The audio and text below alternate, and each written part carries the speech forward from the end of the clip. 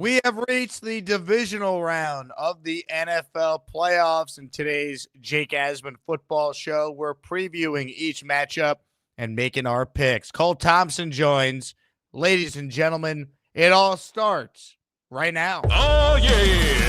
It's time for the Jake Asman Football Show. Brought to you by BetUS. Expert betting odds and fantasy stats. So let's get into some NFL football. Brought to you by our friends at BetUS. So get your questions ready. Here's your host, Jake Asman. Here we go. It's the divisional round of the playoffs. We'll hit on the coaching carousel as well.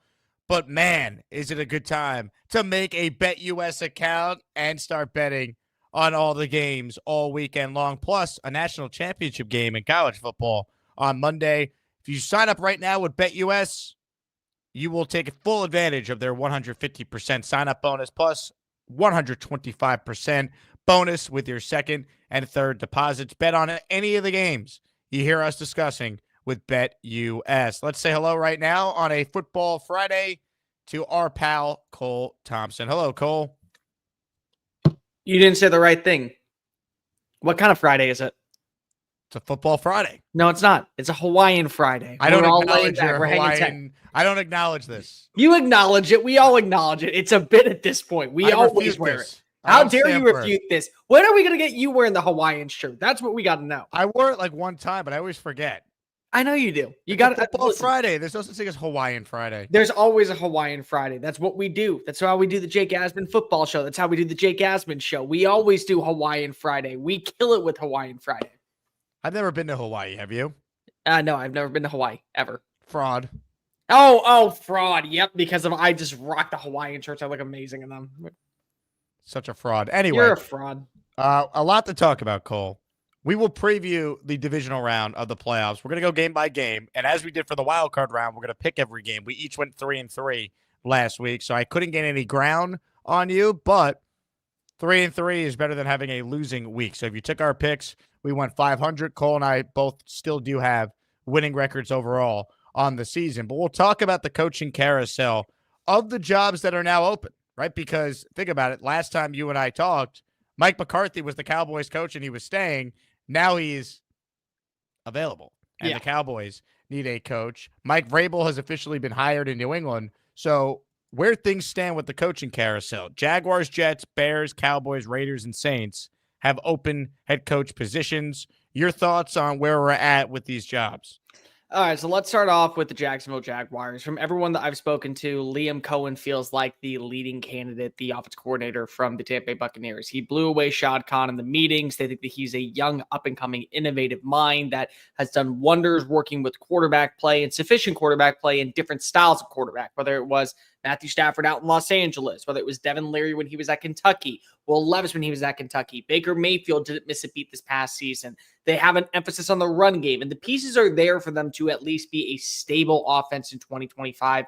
The question is, what do you do on the defensive side of the football? And do you believe long-term that you can get anything done with Trent Baalke running the program? But that seems to be a favorite. I've heard rumors of Todd Monken getting involved. Let's go to the New York Jets. Aaron Glenn is the name that continues to pop on up. I think that is the ultimate swing and home run hire at this point. You can't get Mike Vrabel. What do? You get a guy that has not only bettered his odds by playing a stellar defense or finding ways to win with inadequate defensive players this past year, but also has a background in scouting. Played for the New York Jets, understands what the New York Jets culture is all about, has also done a great job of understanding what you're looking for in X's and O's and style of play to fit a system. If you don't go there, what's the next course of action? Is it going to be Bobby Slowick from the Houston Texans? Is it going to be Brian Flores from the Minnesota Vikings? Are those guys as enticing as a name like, a name like Aaron Glenn? Aaron Glenn has options. Let's just start there. The New Orleans Saints are a team that has been rumored to be in his pocket for a very long time. He went from New Orleans to Detroit. He was in New Orleans for a while, working in the scouting department, then working his way up to the defensive backs coach, to eventually being the assistant defensive coordinator before he ultimately left to go to Detroit. The problem with New Orleans is that they're just in a lose-lose situation right now. They're not in line to be able to draft a quarterback. I don't know if they can land a second or third round pick that's going to be that much more of an upgrade over Spencer Rattler. They're in salary cap hell. It's a veteran roster that you need to start trimming the fat if you want to be able to finally free up some cap space. But that's going to take 2 years. Do you believe that there's another candidate involved? Todd Monken's name I've heard has been thrown around. I've also heard that potentially you're looking at maybe a Mike McCarthy involved. Mike McCarthy, though, honestly, I think he's going to get the Bears job. And the reason why I think he's getting the Bears job is at this point, you can't continue to go around beating the bush of saying, well, let's get the next hot shot up and comer. Let's go get a guy that we think can be the best overall upside potential for us. You need stability. Like, that's the biggest thing at this point. And the Bears so far have been one of the most disastrous organizations for over a decade. They haven't been able to find any consistency at the quarterback position. And I'd much rather get a guy who I know is going to every other year get me to 8-9, 9-8, 10-7, 11-6, then bank on a hot shot coordinator that maybe goes 7-10 year one, 10-7 year two, 7-10 year three, and we're going on to the next coach by the end of year 4. So I feel like that right now, Ben Johnson and Mike McCarthy are the front runners for the job out in Chicago. Ben Johnson rumors to Las Vegas are true. They are 100% true. And honestly, I didn't get it at first. I'm starting to come around to it. Let me explain. The thing when you look at a job like Las Vegas, they're going to give you full control to do it a certain way. Number one, Tom Brady fired Tom Telesco because I thought it was the wrong move, because he wants to have the head coach and he wants to have the GM on the same page. They want them entering the building at the same time. They want them going through conversations at the same time. They want them eating, sleeping, drinking at the same time. They want everything on the same level. And why is that a good fit for Ben Johnson? Because when you look at where Detroit is, they followed the same pathway. They brought in Dan Campbell and they brought in Brad Holmes at the same time. And they were able to stabilize the roster within 2 years to where they had that turnaround in 2022. They put themselves in a great position in 2023 to be a playoff team. Now they are the favorites to be the number one roster in the NFC. And so if you follow that same pathway, there's pieces in play. They have 3 starting offensive linemen already built into Las Vegas. They have a wide receiver in Jacoby Myers that they really like and they plan to re-sign. They have Brock Bowers, who for my money should win Offensive Rookie of the Year. There's some defensive pieces that they believe are at least sustainable and could get long-term contracts. And honestly, if you believe that right now that you're as good as a coach as you say you are, you probably aren't afraid of going into the belly of the beast that is Jim Harbaugh. I would be. You have no quarterback. You have no quarterback. But if you get 1 year of struggling the way that we just watched out in Detroit, it could turn the corner. So I'm just saying, I look at a job like Las Vegas. What's turning the corner without a quarterback there? The Lions is there a quarterback? Okay, is there a quarterback right now that you honestly believe is available in the draft that is going to change the way that we look at Las Vegas? If they had the first or second pick, which it felt like they were destined to get until they won some games late, and they were able to take Shador or Cam Ward, I think one of those guys with the right team would be good enough to be competitive in that division. Yeah. Who's saying that they're not going to trade up? And by the way, I wouldn't trade up for either of them personally. How are they going to trade up when the 2 teams at the top of the draft also need quarterbacks? Why would they listen?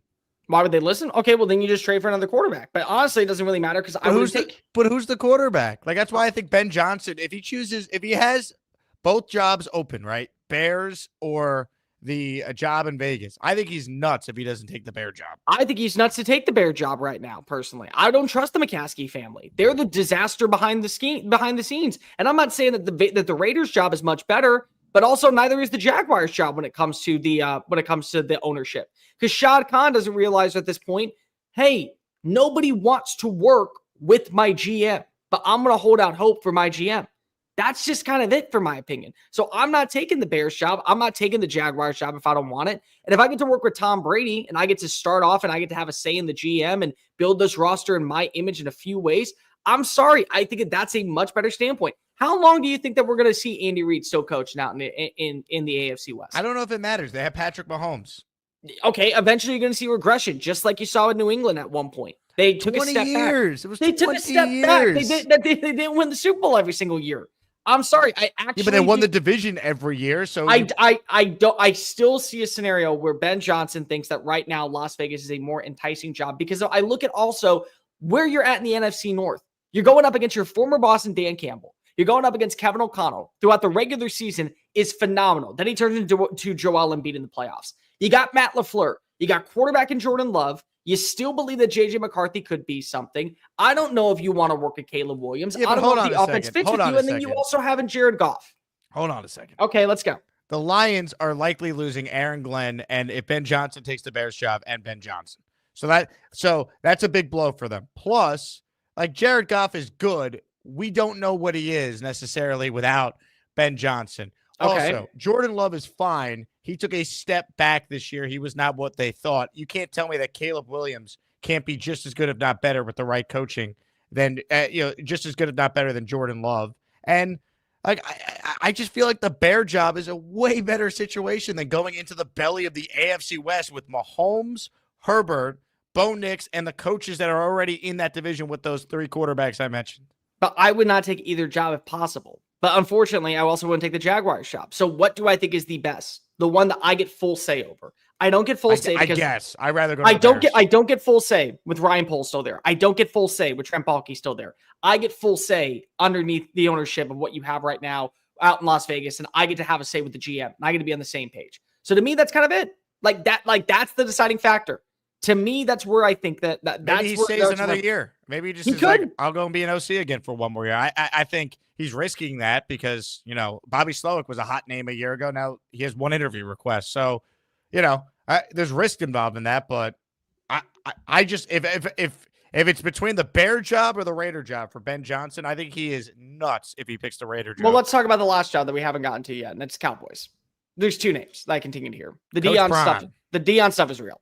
And the Deion stuff would be really interesting for 3 main things. Number 1, it will change college football. And for me, doing college football on the side, it's a wonder. How many of those players are currently committed to Colorado for Deion versus how many are actually committed to Colorado?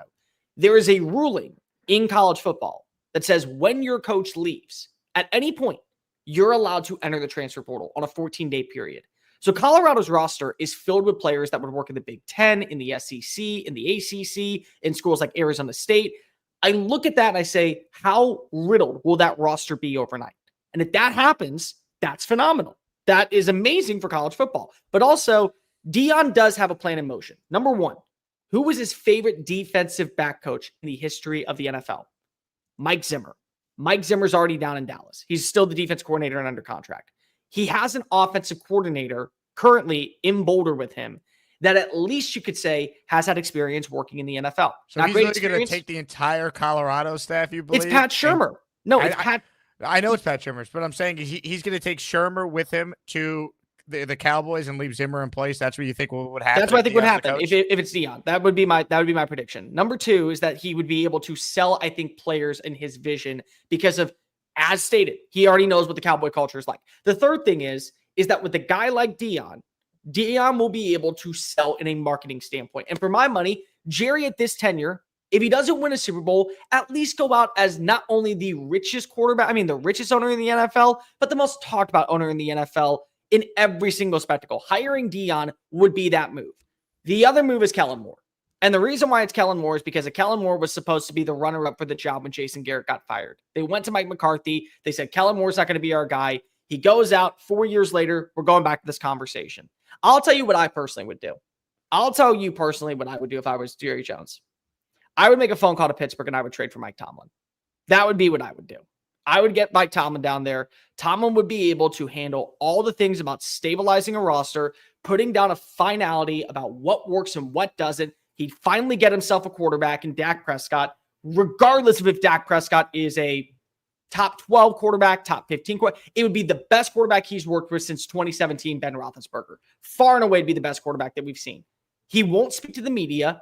Jerry will, who loves speaking to the media after every single game, and this roster will continuously be back to being in a 12-win season.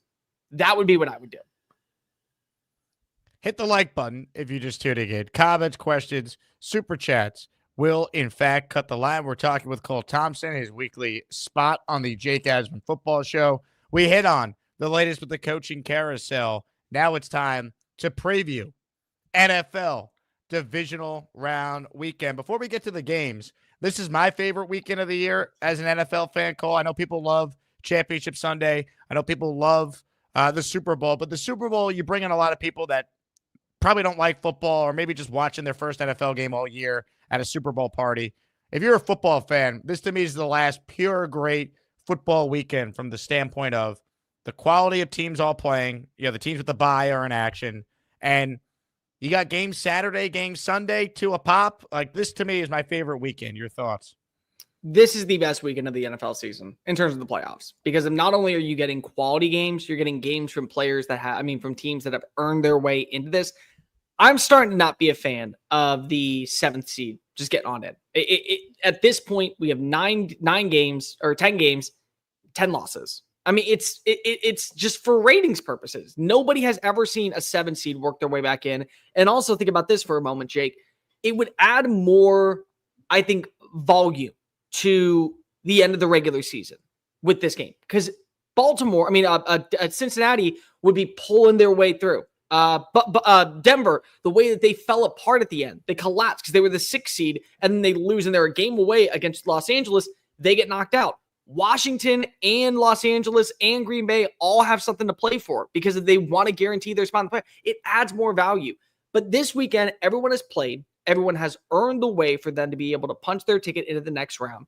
You're not getting any buys. You're getting usually one matchup that is better than the rest, one blowout, and 2 quality games. And so for 12 hours on Saturday and Sunday, you're sitting down, you're watching as teams that have proven they have some faults, they have some issues, but also they could be good enough to make a run, fight for 3 hours on your television. I love it. I love what we're going to see in Kansas City. This Texans team, I was doubting. Guess what? They punched their ticket back to the divisional round. Can this be the year that they finally get over the hump? What are we going to see from Patrick Mahomes? What are we going to see from this offensive line? What are we going to see from Washington with Jaden Daniels? I mean, as much as we can say that there were faults in that game by Tampa, Jaden Daniels balled on out. He still is impressing people every single snap by making decisive, consistent throws. Could he take down the Lions in a year that we all thought that Detroit was going to get the job done? And then we get the MVP battle on Sunday night. And honestly, I do believe whether or not it's fair or just, the winner of that game is winning the MVP. Ladies and gentlemen, you realize the MVP vote, by the way, is done at the end of the regular season, right? Did they already vote, though? Yeah, the votes are in, so we'll have no impact on the MVP. Okay, never mind. Still, I feel like that. Okay, let me phrase that. If they did, I feel like that. No For matter sure. what. Yeah, that if they voted post playoffs, then yeah, 100%. But look, here's what could happen though. Let's say Lamar Jackson is the MVP of the regular season, but the Bills win Sunday. Every Bills fan is gonna be like, "Ha, have your MVP. We got the true MVP." Yeah, exactly. So that's the only thing that matters. But 100%. still, I mean, leave no doubt. Imagine if Josh Allen balls on out with 400 passing yards. Everyone says they look at the game and they go, "Wow, he didn't win the MVP, but he balled out and he played better than Lamar Jackson did." I mean, it's the same thing, regardless 100%. Of if he wins or loses. Yeah, it's it is the true battle for who the MVP is, whether it's on the quarterbacks or not. That's how it's going to be viewed. All right, let's get to the games. We're going to make our picks as we always do. We're going to pick each game. Let me update the overall standings here before we get started. Cole and I have been going back and forth all year. Whoever wins owes the other person a steak dinner that we might do at the Super Bowl. Probably. How about that? All right, here we go. Last week, Cole Thompson, 3-3. Myself, 3-3. Overall records, Cole is 31-23. I am 28-25-1. That brings us to the divisional round of the playoffs. Cole, you are in first. You get to go first. Your first selection. Let's go Texans and Chiefs. I think it's going to be – I think it's an insult at this point. We're going to go game by game, by the way. So we're going to do in order of the schedule. I think that 8 points is too much. I do. I think it's a little ridiculous also after the way that Houston's defense played last week against Justin Herbert. And I was right. It was a blowout. I was wrong on who blew out who, but still I was right. It was going to end up being a blowout. The Texans defense was phenomenal at pressuring Justin Herbert into maneuvering outside the pocket. He also had 3 ill-advised throws that when he wasn't under pressure. But what happened was that you had great coverage downfield. Kamari Laster was locked in with Quentin Johnston. You were able to see Derek Stingley basically eliminate for most of the half outside of a couple of big-time catches. Ladd McConkey. Every other receiver besides Ladd McConkey finished with under 50 receiving yards. I think that when you look at what this Chiefs offense is, they're going to have to rely heavily on the run. If you're forcing them to pass the outside to Xavier Worthy, to DeAndre Hopkins, to Marquise Brown, even to Travis Kelce, there will be matchups that bode well in favor of Houston. I think that they're going to be able to get after Patrick Mahomes. I'm tired of hearing people like Nick Wright saying that this is a practice. It's a practice to realize that you have things to clean up if you want to win in the next round, if somehow you survive the upset. I don't believe for 1 second that Houston can get this win, but I do believe that Houston's going to cover. I'm taking the +8. I think that Houston makes this a 4-quarter game. I don't have enough faith that the offense is going to be fine. I saw earlier in the comment section, Joe Mixon is expected to play. Joe Mixon is expected to be on the field, even in a limited role. But I do believe that you will see Kansas City walk away with the victory, but Houston gets the +8. Ladies and gentlemen, Cole Thompson and I, right off the bat, are going head Are we really? to head. Oh, my God.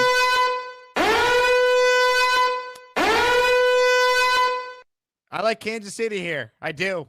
I think people are buying too much into what the Texans did last week, and I feel like it was just more about the Chargers charging than anything else. The only concern I have is the rust for Kansas City because they haven't played a real game that it's mattered since Christmas.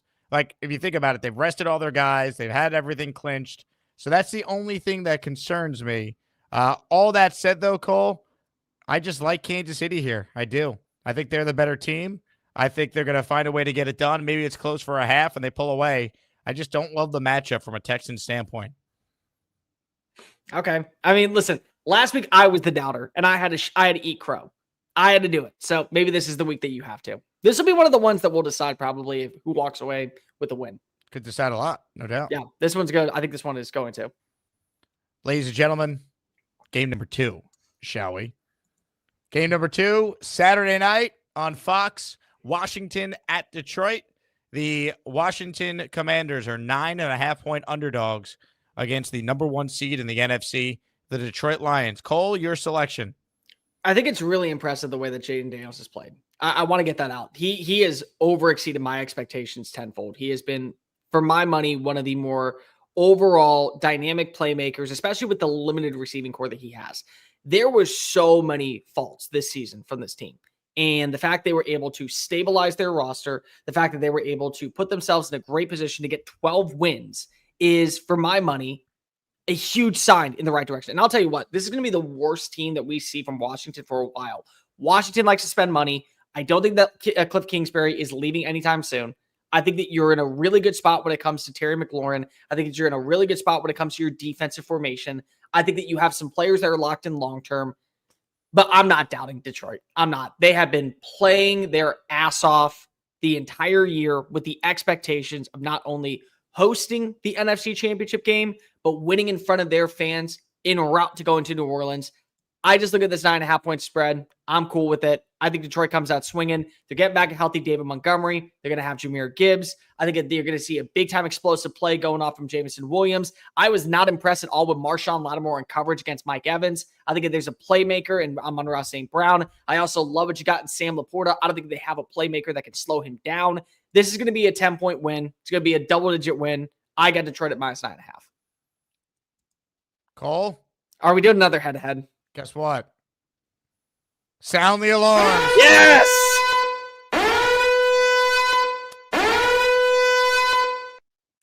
Taking the points, baby.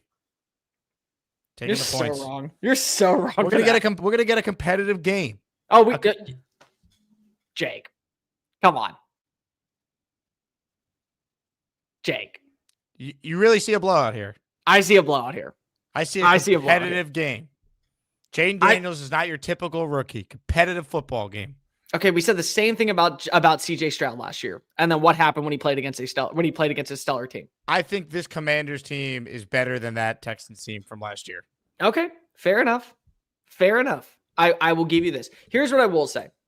I believe that this game it's 9.5 points. I just feel like by accident you might be able to cover. This is going to be one of those games that reminds me a lot of last year's Texans versus Ravens game. That's what I will say. I see the comp. I do. I would first half close game. Second half, Detroit goes to war. That's what I will say.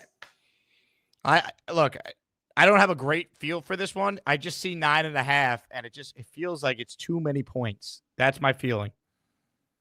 Okay, fair enough. Feels like it's too many points. I said that about 8. I said that about 8 with Kansas City. Yeah, a team that has lucked their way through the season this year. I mean, they are the two-time defending champions, though. Yeah, exactly. And they have the ref that they've won 6 games with this year. So congratulations. Wow, you're playing the ref card. I'm not playing the ref card. I think they're going to win. I do. I think they're going to beat the Texans. I just don't think they're going to win by 8. All right, let's get to the Sunday games now. Rams at Philadelphia Eagles. LA Rams at the Eagles. 6.5. The Eagles are the favorites here. Sunday, 3:00, NBC. All times Eastern, by the way, for those who are not in the Eastern time zone. Your thoughts on this one, Cole? Your pick. Yeah. Philly's defense is awesome. They won them that football game. They had it in control the entire second half against Green Bay. They basically eliminated every single little thing that you could imagine from this passing attack. You didn't have Christian Watson. You didn't have Romeo Doubs. You also lost Jaden Reed, I think, at one point. So it's like, yeah, you did your job, but also it wouldn't have mattered. Philly was going to come away with the win no matter what. This Rams team is really exciting. You and I both picked Los Angeles last week to pull off the upset, despite it being in Arizona, despite it basically feeling like a home game for Minnesota. It would have been a home game at Los Angeles. I think that it was easily going to be that game. Les Snead now has proven to me, and he's won me over as one of the best GMs in the NFL. Because, Jake, let me remind you, this was the same this was the same GM that just a few years ago said, F them picks. Let's go trade for all this star power talent and win a Super Bowl. And they did. If you're looking right now at where this Rams team is, half of their starters on defense are 4th or 5th round picks. Their star wide receiver, Puka Nacua, is a 5th round pick. Kyron Williams is a 5th round pick. They still have a 3rd round pick in Cooper Kupp. Most of their offensive linemen are 2nd round picks, and they're hitting on them. And they're doing a great job of putting players in the right position. So now they've gone from being this team that says, screw them picks, bring in veteran talent, to now saying, you know what? We're going to buy into this young up-and-coming culture, and we're going to run with it with a veteran quarterback, and they're going to run with it in Philadelphia, and they're going to run their way to the NFC Championship game. I got Los Angeles with plus 6.5. This is my upset of the weekend. I think the Rams get a win over Philadelphia on the road. I'll tell you what. Once again, Cole. No, let's do it. We are in agreement here. I didn't love what I saw from Jalen Hurts last week. He looked rusty. He's dealing with, obviously, the first game back from the concussion. The Rams are going to come to play. I feel confident in Matt Stafford playing well. I feel confident in Sean McVay having his team ready to go. I think Philadelphia wins because going into that building is going to be really tough. We understand why. But that's a lot of points. And I think the Rams are tested. They're battle tested. I think they're also playing inspired ball for everything that's happening out in LA. I like the Rams in this spot here. I think they can play a tight game. And I don't know if I'd pick them to win like you are, but I could see it. It wouldn't be, if you told me the Rams won, I wouldn't be like, oh my God, I can't believe it. They have a, to me, future Hall of Fame quarterback, one of the more underrated quarterbacks ever in Stafford, and a future Hall of Fame coach in McVay. That's going to give you a chance in any game. So here's the funny thing, Jake. Did you have the Lions winning and Washington covering? Yes, I think the Lions win, but Washington stays within 9.5. So if the Rams win this game, the Rams are going back to Detroit. Yeah, to go to the Super Bowl. Yeah, the script wrote itself this year. The script wrote it because, again, he promised Detroit a Super Bowl. He never promised that he would be the quarterback for the Super Bowl team. It's true.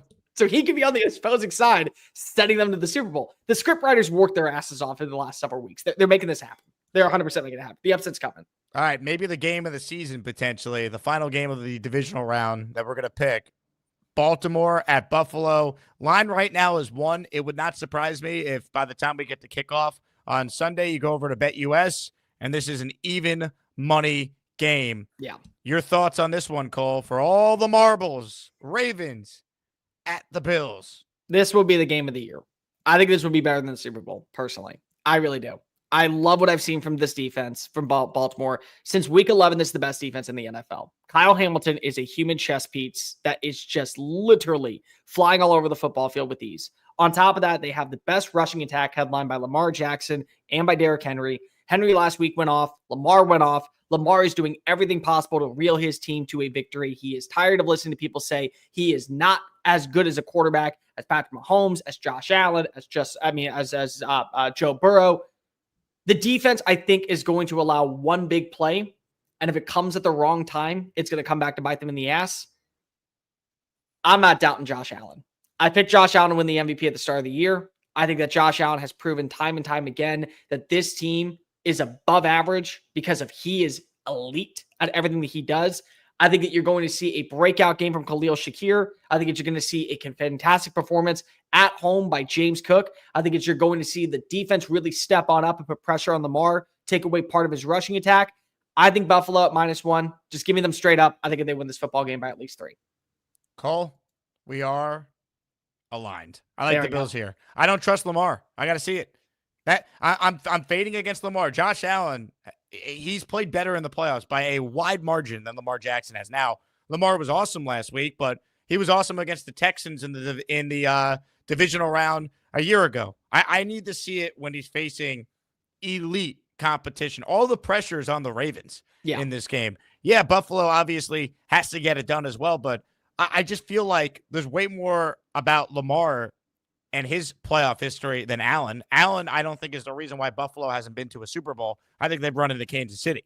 I think they ran into Joe Burrow, who's been the only one who could beat Patrick Mahomes in the playoffs to this point. I think there's just a lot of pressure on the Ravens here. I think the Bills are home. I think the weather being what it's supposed to be is an advantage for a Bills team that's used to playing in the snow, and they have a running game. I know Derrick Henry's there for the Ravens, but still, I like the Bills here. I'm rooting for the Ravens. I got no love for the Bills, but I'm with you. I like the Buffalo Bills in this spot. I'll lay the 1 point. Well, for our friend Bobby, I think that we want to see Baltimore make it to the Super Bowl, just for his sake. But still, we got to go with what our gut says. My gut says Josh Allen. And here's the other thing that I think is really important. Whoever wins this game, it's great.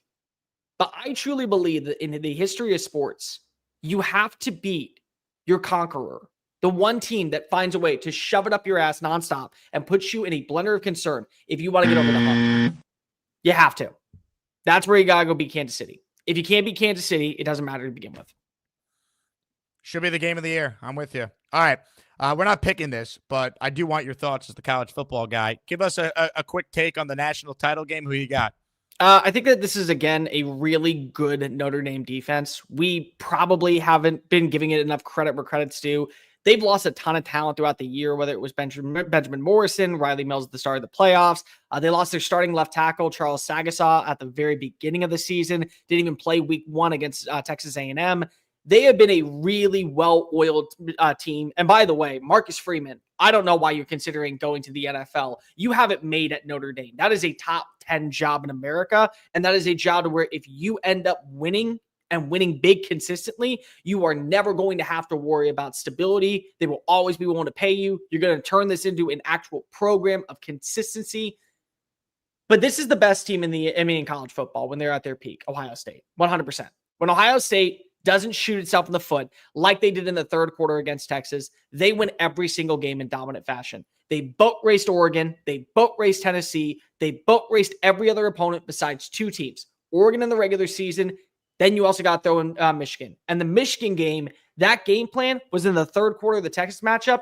That would have been a 21-point swing in favor of the Buckeyes if they didn't have that execution game plan. So I just think Ohio State is the most complete team in college football. They leave no doubt on Monday night.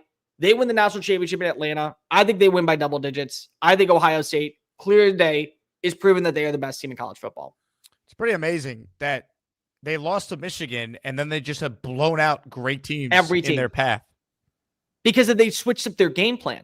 The thing with Ryan Day is Ryan Day got too much into his feelings for my money. And what I mean by that is he was tired of hearing people say that they were a finesse team, that they weren't a physical team, that they weren't a ferocious meat and potatoes type of mentality. And because of that, they lost the game to a Michigan team. Their offense has been about finesse. It's been about the passing attack. They can win on all 3 stages of the game, offense, defense, special teams. But the game that they win best is through the air with guys like Jeremiah Smith, Cardinal Tate, and Emeka Egbuka. They didn't pass. They tried to run it so much. Stop trying to run the football unless you have to. Throw it. Make your offense as multidimensional as possible. If you can do that in this game against Notre Dame, you're going to be walking away with a 21-point swing going into the third quarter. I'll tell you what, it should be a hell of a game. Should be a hell of a game. Real quick, Nothing but nets. That's our guy Gary down in Texas. Wants your sweet thoughts Lord. on Quinn Ewers as an NFL quarterback. Why did you change your name, Gary? Why? He's got like 3 accounts. Okay, cool. I saw your comments earlier. Better quarterback, Sam Ehlinger or Quinn Ewers. Okay, Sam had 4 years as a starting quarterback, so let's just get that out of the way. Of course, his numbers are going to look better because he had 4 years versus Quinn's 3. Quinn's a 3rd-round pick, probably. I think that if he decided to go back to school, it maybe only hurts his draft stock rather than helps it, because you got to realize this is a very weak quarterback class. You got Shedeur and Cam at the very top, who's QB3. It's point of preference. Do you believe that it's Jalen Milroe? Do you believe that it's Jackson Dart? Do you believe it's Kyle McCord? Do you believe it's Quinn Ewers? So he's already going to potentially hurt his draft stock for the long haul if he were to go back to school, even if he got paid $6 million. If he goes now, he'll be able to be in the system. Hopefully the right system drafts him. I would love to see him out in Los Angeles with Sean McVay. I think it'd be a perfect fit for him in the style of offense that they run, in the play style that they want to give him, with the weaponry, with the revamped offensive line. He wouldn't have to start right away. I think that's a long-term contingency plan for what's going to happen with Matthew Stafford. 3rd-round pick that probably ends up being a solid backup fringe starter for the next 8 to 12 years. That'd be my prediction for him. Ladies and gentlemen, that wraps up another Jake Asman Football Show. Thanks to BetUS for sponsoring. If you want to wager on any of the games we talked about, pick against us, take our picks, or make your own picks, prop bets, parlays, player props, you know it. You name it. They have it at BetUS. So check them out. And, of course, college football national title game Monday night. You can wager on that as well. Cole, have a great weekend. Enjoy the games. And I'll talk to you soon. And I'll be seeing you soon at Radio Row in New Orleans. Can't wait. You will be seeing me soon. And just remember, I want my steak medium rare, smothered in mushrooms. Appreciate you, buddy. He's Cole. I'm Jake. Have a great weekend, everybody. Enjoy the games.